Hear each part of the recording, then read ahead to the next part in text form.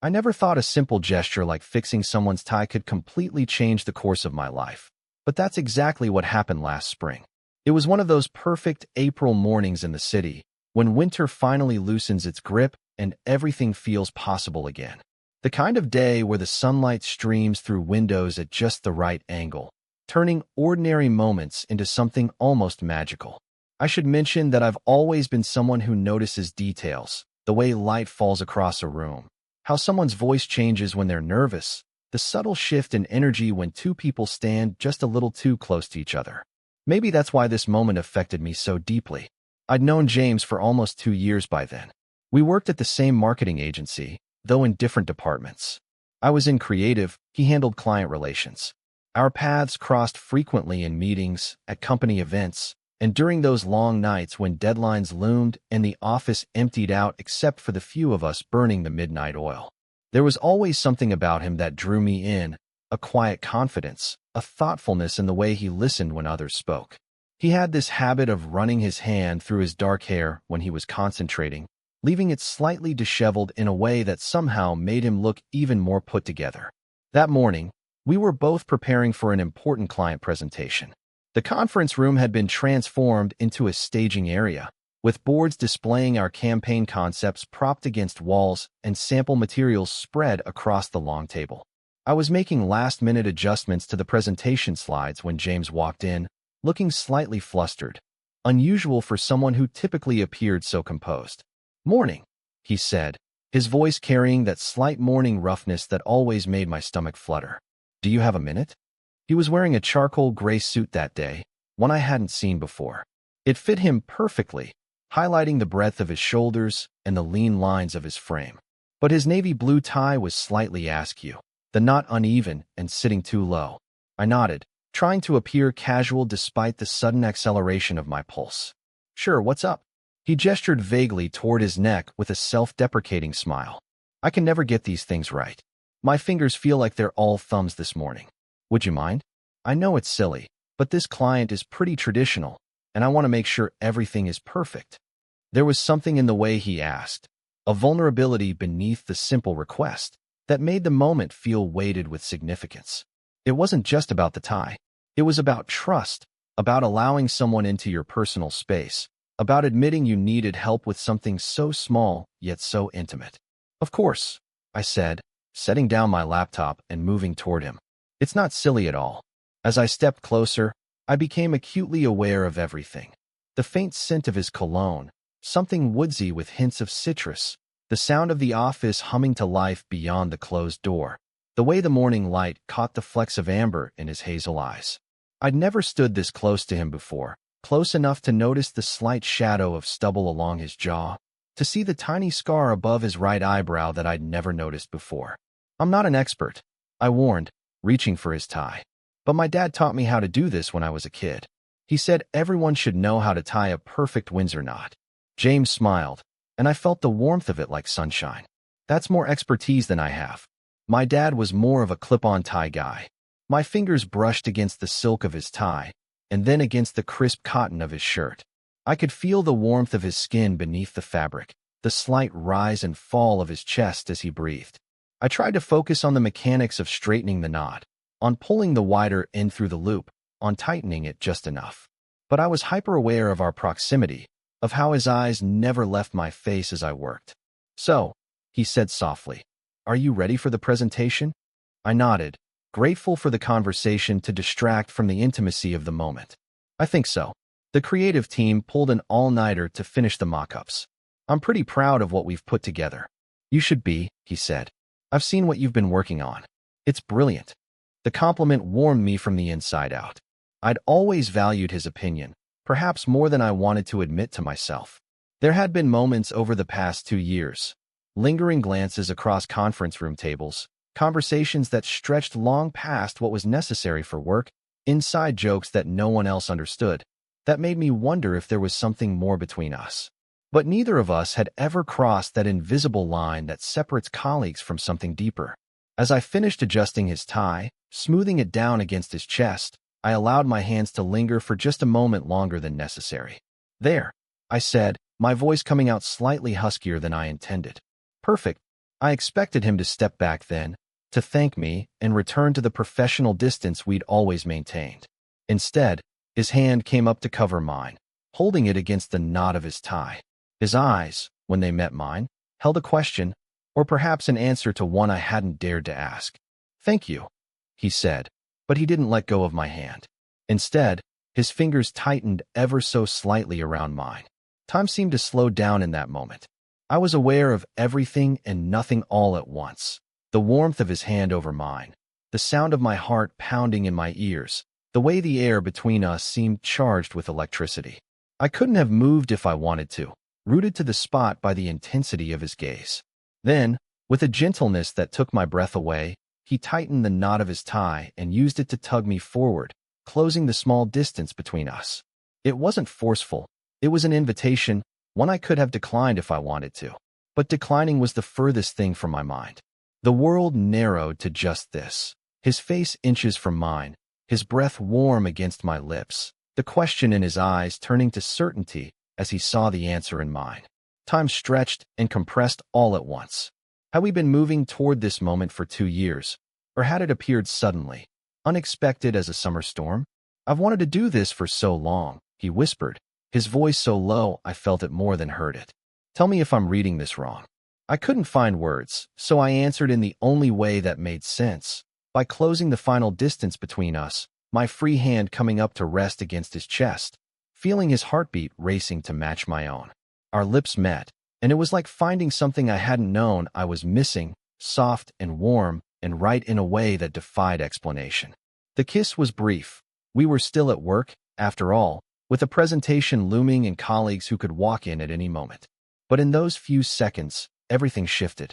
When we pulled apart, the world looked different somehow, brighter and full of possibilities I hadn't allowed myself to imagine before. James rested his forehead against mine, his eyes closed as if memorizing the moment. "I've been trying to find the courage to do that for months," he admitted, a smile playing at the corners of his mouth. "All you needed was a crooked tie," I teased, trying to steady my racing heart. He laughed, the sound warming me from the inside out. If I'd known that was all it would take, I would have shown up with the worst tie knot in history a long time ago. The sound of voices in the hallway brought us back to reality. We stepped apart, though his hand found mine, and squeezed it briefly before letting go. "We should probably finish getting ready for the presentation," he said, though his eyes told me there was so much more he wanted to say. I nodded, suddenly shy in the aftermath of what had just happened. "We definitely should. But after," he said, straightening papers that didn't need straightening, "maybe we could grab dinner? Talk about this, about us, properly?" The hope in his voice made my heart soar. "I'd like that," I said simply. The rest of the day passed in a blur of presentations and client meetings, professional smiles masking the electricity that now seemed to crackle between us whenever our eyes met across the room. The presentation went flawlessly. Our clients loved the campaign concepts.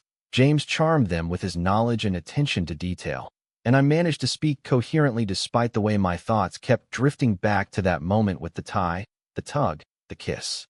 When the workday finally ended, we found ourselves alone in the elevator, descending from our office on the 15th floor. The silence between us was charged with anticipation, with all the things we hadn't yet said. "So," James said as the elevator doors closed, "about that dinner." I smiled, feeling a newfound boldness. "I know a great little Italian place a few blocks from here. Best risotto in the city." "Sounds perfect," he said.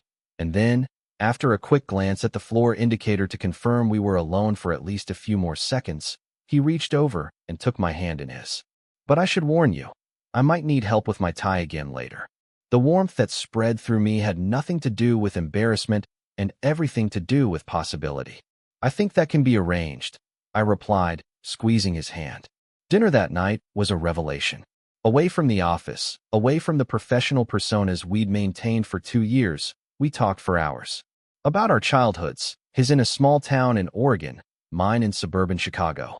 About our dreams, his to eventually start his own agency focused on sustainable businesses, mine to write a novel someday. About all the moments over the past 2 years when we'd each felt that pull toward the other but hesitated, constrained by professional boundaries and the fear of misreading signals. "I almost asked you out last Christmas," he admitted over tiramisu. At the holiday party, you were wearing that green dress, and you laughed at something I said, and I couldn't remember why I'd been holding back. What stopped you?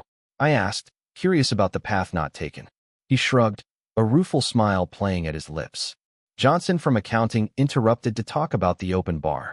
By the time he wandered off, the moment seemed gone. I laughed, shaking my head. I was wearing that dress hoping you'd notice. I spent an embarrassing amount of time picking it out. Oh, I noticed, he assured me, his eyes warming in a way that made me blush. I definitely noticed. That night marked the beginning of something neither of us had expected, but both of us had wanted. The days that followed were filled with stolen moments. Coffee breaks that turned into deep conversations, lunch hours spent walking through the park near our office, text messages that made me smile at my phone like a teenager. We tried to keep things professional at work, but there was an undeniable shift in our dynamic that didn't go unnoticed. 2 weeks after the tie incident, our creative director cornered me in the break room. "So," she said, fixing me with her perceptive gaze, "you and James, huh?" I felt my cheeks warm, but didn't deny it. "Is it that obvious?" She laughed, patting my arm. "Only to anyone with eyes. But don't worry, you're both adults, and you're not in the same reporting line. Just keep the googly eyes to a minimum during client meetings, okay?" I promised we would, grateful for her understanding and lack of judgment. That evening, when I told James about the conversation, he laughed and pulled me close. We were at his apartment, cooking dinner together, or rather, he was cooking while I attempted to help without burning anything. "Googly eyes? Is that what I've been giving you?" "Apparently," I said, wrapping my arms around his waist from behind as he stirred sauce on the stove. "Very unprofessional of you, Mr. Client Relations." He turned in my embrace, his hands settling on my waist. "I'll have to work on my poker face," he said solemnly, though his eyes danced with amusement. "Can't have the whole office knowing I'm completely smitten." "Smitten," I repeated, the old-fashioned word making me smile. "Is that what you are?" His expression softened, humor giving way to something deeper. "Completely," he confirmed, brushing a strand of hair from my face. "Utterly. Hopelessly." The intensity of his gaze made my heart skip. We'd been taking things slowly, both of us aware of the significance of crossing the line from colleagues to something more.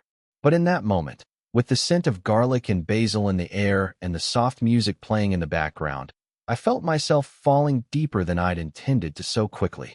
"Me too," I admitted softly. "It's a little terrifying, actually." He nodded, understanding in his eyes. "The best things usually are." 6 months have passed since that morning when he asked me to fix his tie. 6 months of discovery and connection, of learning each other's habits and histories, of building something neither of us expected but both of us cherish. We still work together, though there's talk of me moving to a different team to avoid any perception of conflict of interest. The truth is, I'd switch departments in a heartbeat if it meant preserving what we've found together. Last week, we went to dinner at that same Italian restaurant where we had our first official date. James was wearing a suit again, not for work this time, but because we were celebrating my birthday. As we waited for our table, he adjusted his tie, a small smile playing at his lips. "Need help with that?" I asked, recognizing the gleam in his eye. "Always," he said, and I stepped forward, my hands going to the perfectly straight knot. As I pretended to adjust it, his hands covered mine, just as they had that first morning. But this time, when he tugged me forward, there was no hesitation, no uncertainty between us. This time, I knew exactly what would follow, and I welcomed it with my whole heart. It's amazing how life can pivot on the smallest moments: a crooked tie, an offered help, a gentle tug forward. Sometimes the most significant changes come disguised as ordinary instances, unremarkable until they're not. That morning 6 months ago could have been just another day at work. Instead, it became the first page of a new chapter in both our lives.